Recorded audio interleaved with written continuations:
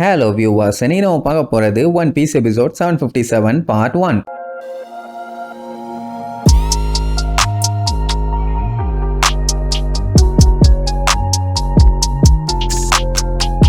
Open பண்ணா நல்லா ஜெகஜோதியா அழகா பச்சை பசேல் இருக்க காட்டுறாங்க. அங்கதான் நம்ம விவரு கார்டை வச்சு அழகா அவன் டீம்மேட்ஸ் எல்லாம் அப்படியே ட்ராக் பண்ணி போறான். அப்படி போனவன் ஒரு வழியா அவங்க குரூவையும் கண்டுபிடிச்சிட்டான். அவங்க எல்லாத்துக்குமே செம ஹாப்பி. அந்த பெப்போ எல்லாம் கட்டி பிடிச்சி கதருவான். கொஞ்சம் விட்டா அவனை நசுக்கியே கொண்டுருவான் போல, அந்த அளவுக்கு கதருவான். நீங்க டோஃப்ளமிங்கோவை பொழந்து கட்டிட்டீங்கன்னு தெரிஞ்சவொடனே நாங்கெல்லாம் ரொம்ப சந்தோஷப்பட்டோம். பானா நான் பண்ணல, அந்த வேலையை பண்ணது ஸ்டார் ஹேட் நீர்வான். சரி இவ்வளவு தூரம் வந்துட்டீங்க, என்ன நின்று பேசிக்கிட்டு வாங்க உள்ள போய் என்ஜாய் பண்ணலான்னு கூட்டு போயிருவானுங்க. அப்படியே கட் பண்ணி ரைட் பிளாங்க் கோட்டையை காட்டுறாங்க. நைட்டு நேரம் கூட நல்லா ஜெகஜோதியா இருக்குது. அந்த டியூக்கை பாக்குறதுக்காக தான் ஷார்ட் ரூட்ல எல்லாம் போயிட்டு இருப்பாங்க. அங்க பார்த்தா வெளிச்சம் தர்றதுக்கு பழம் வச்சிருப்பாங்க. அது பார்க்கவே நல்லா ஆச்சரியமாவும் சூப்பராகவும் இருக்கும். சோ இப்படி இதை பத்தியும் கோட்டையை பத்தியும் பேசிக்கிட்டே போகும்போது திடீர்னு ஒரு ஆள் மிஸ் ஆகுது. யாருன்னு தேடி பார்த்தா நம்ம லூஃபி. அந்த டைம் வெளியில ஊன்னு ஒரு சவுண்டு. என்னடான்னு பார்த்தா லூஃபி கிரேப்ஸ் மேல ஏறி உட்காந்துக்கிட்டு, இங்க பாத்தியா எத்தனை தண்டி இருக்குதுன்னு, என்னால இதை உறிஞ்சு குடிக்க முடியும்னு ஸ்டாப் போட்டு நல்லா குடிச்சுக்கிட்டு இருப்பான். உசோ போனே ஏன்டா இந்த மாதிரி பண்ற, இப்ப தாண்டா ஃபுல்லா சாப்பிட்டு நெக்கு முட்டை இருக்குது,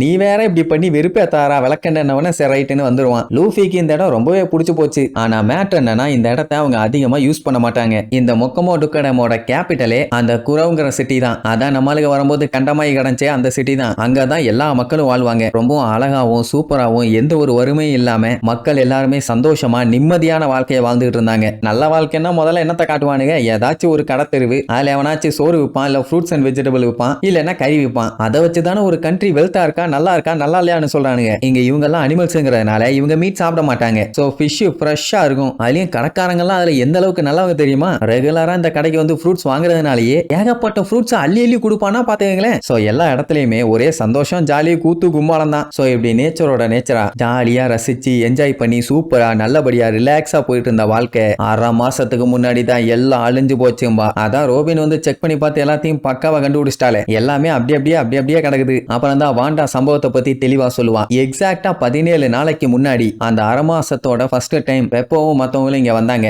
அவங்க வந்த உடனே விசிட்டர்ஸ் பெல் மொத்த சிட்டிக்குமே ரிங் ஆச்சு. ஆனா அதுக்கப்புறம் தான் தெரிஞ்சது அது சாதாரண பெல் இல்ல, இவங்க எல்லாத்தையுமே காலி பண்ண போற கடைசி பெல்லுன்னு. ஏன்னா வந்த ஆளு மூடி இருந்த அவ்வளோ பெரிய கேட்டை மிதின்னு மிதிச்சு அடிச்சு உடைச்சு தள்ளிட்டு உள்ள வந்திருப்பாங்க. அங்க இருந்த காட்ஸ் அவங்க இவங்கன்னு எல்லாருமே மிரண்டு போயிட்டாங்க. அப்போ செக்யூரிட்டிக்கு இருந்ததான் அந்த குரங்கு. நல்லபடியா பீஸ்ஃபுல்லா இருந்த இந்த டவுனுக்குள்ள இந்த மாதிரி ஒரு மோசமான சவுண்ட் கேட்டவனே எல்லாருமே பயந்துட்டாங்க. ஆக்சுவலா இந்த டைம் அவங்க அடிச்சிட்டு இருக்கிறது ரைடிங் பெல். அப்படின்னா ஆபத்து. இது வரைக்கும் இதை அடிச்சதே இல்ல. பைரட்ஸ் எல்லாம் உள்ள வந்துட்டாங்க, எல்லாம் தப்பிச்சிருங்கன்னு அந்த குரங்கு கத்தும். அண்ட் அது மட்டும் இல்லாம பெல்ல அதுதான் அடிச்சுட்டு இருக்குது. அந்த இடத்தையே மொத்தமா தும்சம் பண்ணிட்டு அங்க இருக்க எல்லா காட்ஸையும் அடிச்சு போட்டுட்டு வேகமா முன்னேறி உள்ள வருவானுங்க. ஏதோ பெரிய உருவெல்லாம் வருது போல. ஏன்னா கால் சைஸ் எல்லாம் அவ்வளவு பெருசா இருக்கும். ஊர் மக்களுக்குமே தெரிஞ்சு போச்சு. ஏன்னா அவங்களால ஸ்மெல் பண்ண முடியல, ஆபத்து வந்துருச்சுன்னு சொல்லி எல்லாம் பயத்துல நடுங்கிட்டு இருப்பாங்க. இதுல இன்னொரு மேட்டர் என்னன்னா, அவங்க வர்ற வழியில இருக்க மரம் எல்லாத்தையுமே அவங்க புட்டிங்கி வீசிட்டு வரானுங்க. இதே வேகத்துல இவனுங்க வந்தானுங்கன்னா கண்டிப்பா சீக்கிரமாவே சிட்டிக்குள்ள வந்து சேர்ந்துருவானுங்க. அதனால மக்கள் எல்லாத்துக்குமே இப்ப என்ன பண்ணுறதுன்னு தெரியாம பதட்டத்துல பதறிட்டு இருப்பாங்க. அந்த ஒரு அன்யூஷுவலான மொமெண்ட்ல அந்த ஜொனசா யானை காட்டுத்தனமா கத்திக்கிட்டே மூவ் பண்ணிட்டு இருந்துச்சு. இதுக்கு முன்னாடி எல்லாம் அது இப்படி கத்துனதே இல்ல.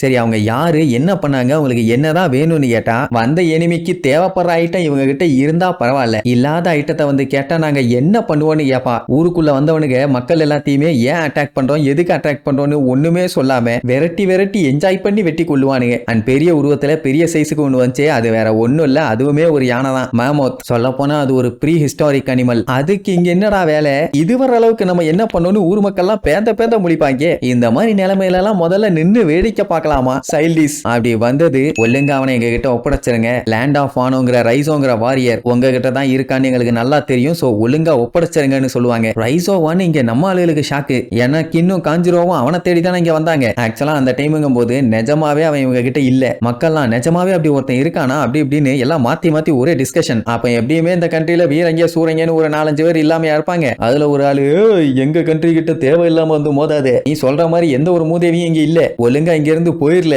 அப்படின்னு மிரட்டின உடனே வழக்கம் போல அவன் கழுவி ஊத்துவான். நீங்க எல்லாம் ஒண்ணுத்துக்கு ஆகாத சில்லி பயிலுக, ஓவரா வாய் பேசிட்டு இருக்கீங்க, கொஞ்சம் அடக்கி வாசிங்கம்மா. ஞாபகம் இருக்குதா, இவங்க 2 பேத்தையும் தான் சஞ்சி போட்டு துவன்னு துவச்சு எடுத்தான். உடனே ஒரு ஊர் மக்கள் டேய் முதல்ல நீங்க யாருன்னு சொல்லுங்கடா, வந்ததுல இருந்து ஓவரா பில்டப் பண்ணிட்டு இருக்கீங்க அப்படி இப்படின்னு வண்டியா கேட்டவொடனே எங்களை யாருன்னு தெரியலையா, நல்லா பாரு கைடோ எம்பரரோட ரைட் ஹேண்ட் மேன் 3 ஹென்ச்மேன்ல இவனும் ஒரு ஆளு, இவன் வர்றான்னு தெரிஞ்சாலே அந்த இடத்துக்கு அழிவுன்னு தான் அர்த்தம் அப்படி இப்படின்னு அந்த யானையை வேற லெவல்ல பில்டப் பண்ணுவான். அதுக்கப்புறம் தான் மேட்ரே தெரியுது இதோட பேரு தான் ஜாக்கு. அது உள்ள என்ட்ராகி வந்ததுக்கே அந்த இடம் பூரா கண்ணா பின்னான்னு நாரி போச்சு. ஆமா இதை எப்படி கீழ இருந்து மேலே ஏத்தி கொண்டு வந்திருப்பானுங்க, உங்களுக்கு ஏதாச்சும் ஐடியா இருக்கா? அப்படி ஏதாச்சும் தோணுச்சுன்னா கீழே கமெண்ட் பண்ணுங்க. ஆனா அதுக்குன்னு குசுமு பிடிச்ச மாதிரி ஹெலிகாப்டர் வச்சு தூக்கிட்டு வந்திருப்பாங்கன்னு சொல்லாதீங்க. அத்தா தண்டி உருவத்தை அதை வச்சுட்டு கூட தூக்கிட்டு வர முடியாது. சரி ரைட்டு, உங்களுக்கு என்ன தோணுதோ அதை கமெண்ட் பண்ணுங்க. இந்த ஆட்டு மண்டையன் பயங்கரமா மிரட்டுவான். உங்களுக்கு உங்க ஃபேமிலியில இருக்கவங்க உயிரெல்லாம் போக கூடாதுன்னா ஒழுங்கா அந்த ரைசோவை எங்க கிட்ட ஒப்படைச்சிருங்க, இல்லைன்னா உங்களுக்கு தான் பேர் ஆபத்துன்னு பயங்கரமா மிரட்டுவான். இப்ப அவங்களுக்கு என்ன குழப்பம்னா தெரியாத ஆளு இல்லாத ஆளை எப்படி ஒப்படைக்க முடியும், குடுக்குறீங்களா இல்ல சாகுறீங்களான்னு சொல்லி எல்லாம் ஜாலியா சிரிச்சுட்டு இருப்பானுங்க. உடனே அந்த டைம் ஒரு வயசான குரங்கு வந்து நாங்க கண்டிப்பா சண்டை போட மாட்டோம் பாரு, இவரோட பேர் தான் மோஞ்சி. அவர் வரும்போதே தெளிவா பேசிட்டே வருவாரு. நம்ம ஆர்குமெண்ட் ஆக்குறதுக்கு முன்னாடி முதல்ல தெளிவா பேசிடுவோம், அதுக்கப்புறம் நம்ம சண்டை போடலாமா வேண்டாமான்னு முடிவு பண்ணிக்கலாம். நீங்க நினைக்கிற மாதிரி நீங்க கேட்கிற ஆள் யாருன்னே எங்களுக்கு தெரியாது, இந்த இல்லாத ஆளை எப்படி நாங்க ஒப்படைக்க முடியும்? அண்ட் அது மட்டும் இல்லாம நீங்க சொல்ற ஆள் இங்க இல்ல, நாங்கெல்லாம் மிங்ஸுங்க, பொய் சொல்ல மாட்டோம். அப்படி உங்களுக்கு எங்க மேல டவுட் இருந்துச்சுன்னா நீங்க ஒரு இடம் விடாம எல்லா இடமும் தாராளமா செக் பண்ணிக்கிங்க. உங்களை நாங்க யாரும் தடுக்க போறது இல்லைன்னு சொன்ன உடனேயே அந்த ஜாக்குக்கு கட்டுப்பாகி ஓங்கி ஒரே அடி. அந்த டைமுங்கும் போது பக்கத்துல இருக்க பில்டிங்கே உடஞ்சு தெரிச்சிரும். என்னன்னா இவங்க இஷ்டத்துக்கு தான் இவங்க பண்ணுவாங்களாம், மத்தவங்க கிட்ட பெர்மிஷன் கேட்டெல்லாம் பண்ண முடியாதுங்கிற திமிர்ல அந்த மாதிரி பண்ணும். அதுவும் மக்கள் இருக்காங்க குழந்தை இருக்காங்கன்னு எதையுமே கவனிக்கல, போட்டு வெளாசுன்னு வெளாசி தள்ளும். அவன் ஆளுக வேற உசுப்பத்தி விடுவானுங்க, கருணையே காட்டாத லேடிஸுங்க குழந்தைங்க வயசானவங்கன்னு யாரையும் பார்க்க வேண்டாம், அடிச்சு தெரிக்க விடுனவனே அந்த மோஞ்சி வண்டியா திட்டுவாரு. அட மூளைகட்ட முட்டாப்பை அரக்கணுங்களா, பேசுறத கூட கேட்க மாட்டேங்கிறானுங்களேன்னு காரிட்டு துப்புவாங்க. உடனே அந்த ஜாக்கு நாங்க என்ன இங்க பேசவா வந்திருக்கோம், எங்களுக்கு தேவை அந்த ரைசோங்கிற நிஞ்சா அப்படி இப்படின்னு உள்ளுக்குள்ள டிஸ்கஷன். அதுல அந்த ஜின்ன அவனை சாமுராய்னு சொல்லிடுவான். உடனே அந்த ஆட்டு மண்டையா அவனை பிடிச்சி வண்டியா திட்டி அவன் சாமுராய் கிடையாது அவன் ஒரு நிஞ்சான்னு மாத்தி சொல்லுவான். சோ அப்படி சில்லித்தனமா அங்க சண்டை போடுவானுங்களா, இங்க மக்களுக்கு என்ன பண்றதுனே தெரியல. அப்ப அந்த ஜாக்கு எங்களுக்கு தேவை ரைசோ, ஒழுங்கா அவனை எங்க கிட்ட கொண்டு வந்து ஒப்படைங்க அப்படின்னு கொலவெறித்தனமா லுக்கு விடும். இதுக்கப்புறம் அந்த கதையெல்லாம் கேட்டுட்டு நம்ம பயிலுக என்ன பண்ணானுங்க ஏது பண்ணானுங்கன்னு அடுத்தடுத்த எபிசோட்ல பார்க்கலாம். டாடா.